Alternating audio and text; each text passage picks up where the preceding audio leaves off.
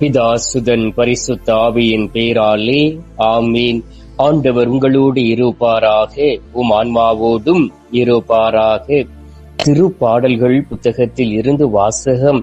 அதிகாரம் 55, இறை வார்த்தை 2. என் விண்ணப்பத்தை கேட்டு மறுமொழி அருளும்.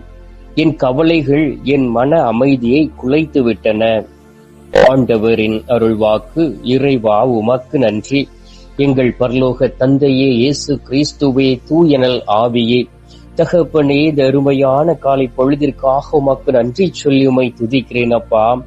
தகப்பனே, இந்த காலை பொழுதிலே விசுவாசத்தோடும் நம்பிக்கையோடு உம்மை தேடி வந்திருக்கக்கூடிய பிள்ளைகள் ஒவ்வொருவரையும் கருணைக்கண் பார்ப்பதற்காக உமக்கு நன்றி ஆண்டவரே. ஒவ்வொரு நாளும் உம்மை தேடி வரக்கூடிய பிள்ளைகளை தவறாமல் நீர் ஆசீர்வதிப்பதற்காக உமக்கு ஸ்தோத்திரம். கண்மணி போல் கடந்த நாட்களில் எல்லாம் பாதுகாத்தீரே, அதற்காக நன்றி சொல்லி உம்மை துதிக்கிறேன் அப்பா. இந்த நாட்களிலும் நாங்கள் எப்படி வாழ வேண்டும் என்பதை ஒவ்வொரு நாளும் அதிகாலையிலே உமது வார்த்தையின் வழியாக எங்களோடு பேசுகின்றீரே, அதற்காக உமக்கு நன்றி ஆண்டவரே. உமது வார்த்தைகளை சொல்லி சொல்லி நாங்கள் ஜெபிக்கக்கூடிய வேளையிலே அந்த வார்த்தையின் அடிப்படையிலே எங்களை பலப்படுத்துகின்றீர், எங்களை உற்சாகப்படுத்துகின்றீர், எங்களை உயர்த்துகின்றீர், எங்களை ஆசீர்வதித்து இருக்கின்றீர். இந்த நாளிலும் தகப்பனே, நீர் எங்களுடைய விண்ணப்பத்தை கேட்டு மறுமொழி தருவதற்காக எங்களை தேடி வந்திருக்கின்றீர். எங்களுடைய கவலைகள், எங்களுடைய மன அமைதியை கெடுத்து விட்டதை எங்களால் உணர்ந்து கொள்ள முடிகிறது சுவாமி.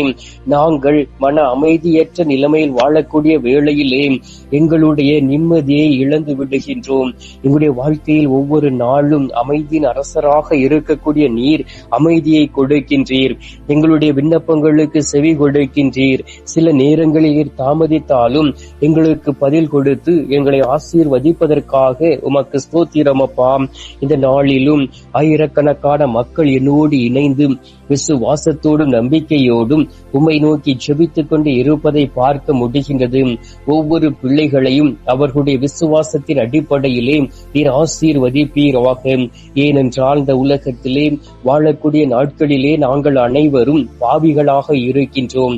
பாவம் செய்து செய்து என் ஆண்டவருடைய அழகையும் என் ஆண்டவருடைய ஆசீர்வாதத்தையும் குடும்ப அமைதியையும் எங்களுக்குள் இருக்கக்கூடிய என் ஆண்டவராகிய இயேசு கிறிஸ்துடைய ஆவியையும் இழந்து போய் இருக்கிறோம் அப்பா. இதோ நாங்கள் உம்மை தேடி வந்திருக்கின்றோம். ஒரு ஆதரவற்ற மனிதனைப் போல, ஒரு மனிதையைப் போல இதோ உம்மை நாடி வந்திருக்கின்றோம். விசுவாசத்தோடு வந்திருக்கின்றோம். உடலில் பலம் இல்லாதபடி வந்திருக்கின்றோம். நிம்மதியை இழந்து போய் வந்திருக்கின்றோம். இவை அனைத்திற்கும் காரணம் நாங்கள் செய்த பாவம் என்பதை உணர்கின்றோம். ஏனென்றால் நாங்கள் செய்த பாவங்கள் எல்லாவற்றையும் ஒவ்வொரு நாளும் நாங்கள் நினைத்து பார்க்கக்கூடிய அந்த நிலைமை எங்களுக்கு வந்துவிட்டது சுவாமி. ஏனென்றால் ஒரு பாவம் கடவுளையும் மனிதனையும் பிரித்துவிடும். ஒரு பாவம் கடவுளுக்கும் மனிதனுக்கும் இடையே ஒரு இடைவெளியை கொண்டு வந்துவிடும்.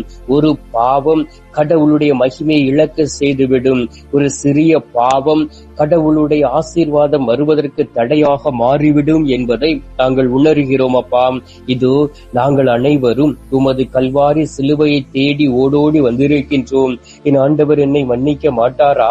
என் ஆண்டவருடைய குற்ற பலிகள் எடுத்து மாற்ற மாட்டாரா? என் ஆண்டவர் என்னை பரிசுத்தப்படுத்த மாட்டாரா? நான் சிறு வயதில் இருந்தே பாவம் செய்து செய்து குறுகி போய் இருக்கின்றனே. எந்த காரியங்களை செய்தாலும் அது தரித்திரமாய் இருக்கின்றதே. உடல் ஊனமுற்று இருக்கின்றேனே. குறைகளோடு வாழ்ந்து கொண்டு இருக்கின்றேனே. மனதில் குறைகளோடு இருக்கிறேனே. இப்பொழுது என் ஆண்டவர் அவருடைய கரங்களில் இருந்து வழிந்தோடிய அந்த ஒரு சொட்டு ரத்தம் என்னை நினைக்காதா? என்னுடைய பாவங்கள் முற்றிலும் மாறாதா என்கின்ற எண்ணத்தோடு உம்மை தேடி வந்து ஜெபித்துக் கொண்டு இருக்கக்கூடிய ஒவ்வொரு சகோதர சகோதரிகளையும் ஒப்பு கொடுக்கிறேன் அப்பா. உமது பரிசுத்த ரத்தம் அவர்களை கழுவுவதாக. உமது பரிசுத்த ஆவியின் வல்லமை அவர்களை தூய்மைப்படுத்துவதாக. உமது பரிசுத்த ஆவி அவர்களை நிரப்புவதாக. பரிசுத்த ஆவியின் கனிகளை கொடுப்பீராக. பரிசுத்த ஆவியின் கரங்களை கொடுத்து இந்த நாளிலே தகப்பனே, நீர் அவர்களை பலப்படுத்தும் சுவாமி. அந்த வரங்கள் அவர்களுக்கு ஆன்மீகத்தில் வளர்வதற்கு உதவி செய்யும் என்று விசுவசிக்கின்றோம். ஆண்டவரே, இந்த நாளிலும் கூட அநேக பேர் நான் எங்கு பாவம் செய்தேன், தன்னுடைய பாவங்களை குறித்து கவலைப்படாதபடி நான் எங்கு குற்றம் செய்தேன், நான் எங்கு குற்றம் புரிந்திருக்கின்றேன் என்கின்ற தற்பெருமையோடும் ஆணவத்தோடும் அலையக்கூடிய பிள்ளைகளை ஒப்புக் கொடுக்கின்றேன். இந்த உலகத்தில் எந்த மனிதனும் பரிசுத்தவான் கிடையாது என்பதை அறிந்து கொண்டு ஒவ்வொரு நாளுமை தேடி வந்து தங்களுடைய விண்ணப்பங்கள் வழியாக பாவங்களை அறிக்கை இடக்கூடிய பாக்கியத்தை கொடுப்பீராக. இந்த நேரத்திலும் கூட தகப்பனே, அநேக மக்கள் இந்த கத்தோலிக்க காணொளியின் வழியாக என்னோடு இணைந்து உம்மை நோக்கி மன்றாடி கொண்டு இருக்கிறார்களே, அவர்கள் ஒவ்வொருவரையும் உமது கல்வாரி பாதத்தில் ஒப்புக் கொடுத்து ஜெபிக்கின்றேன். உமது பரிசுத்த இரத்தத்தினால் அவர்களை பாதுகாத்து அவர்களை திடப்படுத்திடுவீராக. நீதிமொழிகள் 3வது அதிகாரம் 6வது வார்த்தையில் வாசிக்கின்றோமே, நீ எதை செய்தாலும் ஆண்டவரை மனதில் வைத்து செய், அப்பொழுது அவர் உன் பாதைகளை செம்மையாக்குவார் என்று.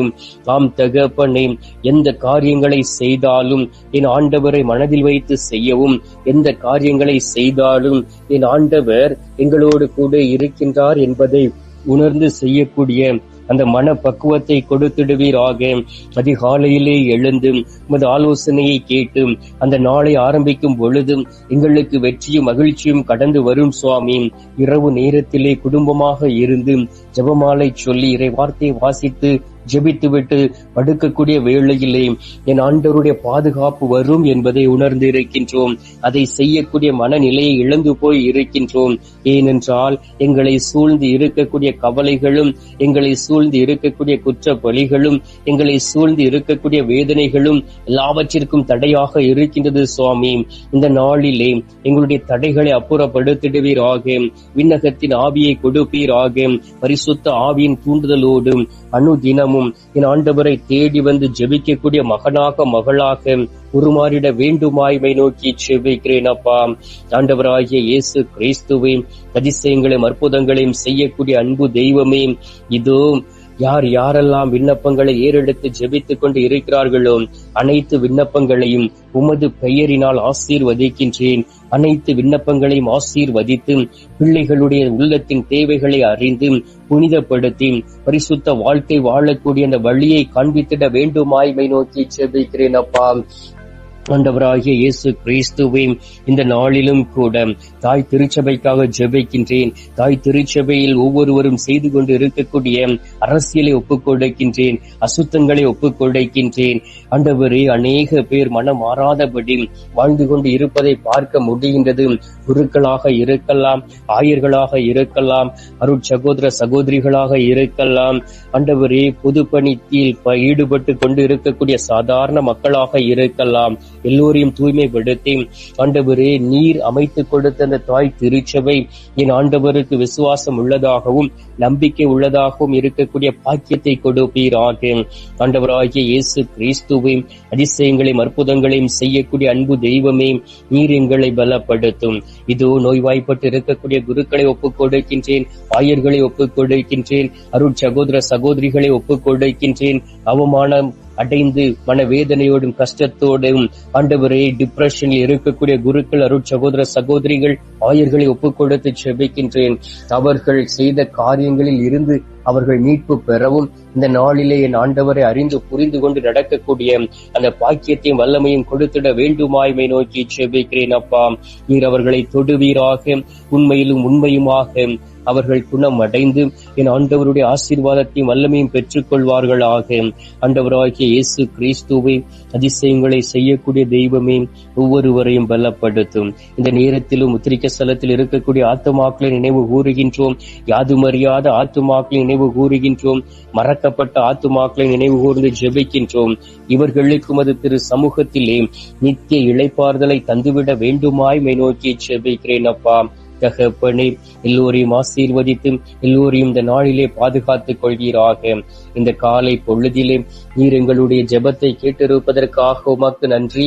ஜெபத்தை கேட்டு பதில் தந்திருப்பதற்காக உமக்கு ஸ்தோத்திரம், ஸ்தோத்திரம், ஸ்தோத்திரம். மீட்பெரும் இரட்சகருமான இயேசுவின் திருக்கரத்தில் ஒப்புக் கொடுத்து எங்கள் தாய் கன்னி மரியாள் வழியாக ஜெபிக்கின்றோம். அன்பு தந்தையே, ஆமேன்.